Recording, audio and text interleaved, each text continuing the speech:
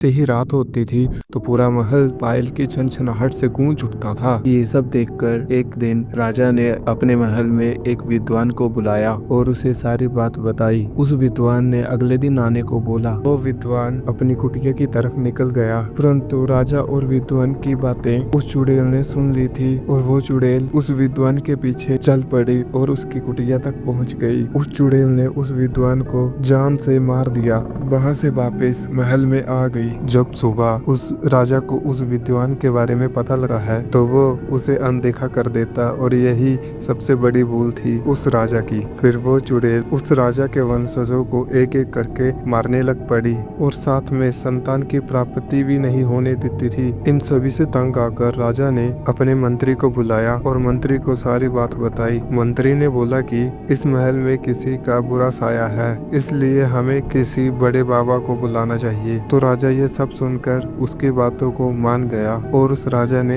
एक बाबा जी को अपने महल में बुला लिया और वो बाबा महल को बाहर से देखकर ही समझ गए और पीछे मुड़ गए और सीधे अपने गुरु के पास चले गए। और फिर वो बाबा अपने गुरु जी को साथ में लेकर महल में आ गए और गुरु जी अपने साथ 6 शिष्यों को भी ले आए और गुरु जी राजा से मिले और उन्हें सारी बात बता दी कि ये छनछनाहट इसकी है और उन्हें उपाय 7 दिन का बताया और उन्हें 7 दिन का हवन बताया और साथ में यह भी आदेश दिया कि 7 दिनों तक कोई भी महल के अंदर अथवा महल के बाहर नहीं जाना चाहिए।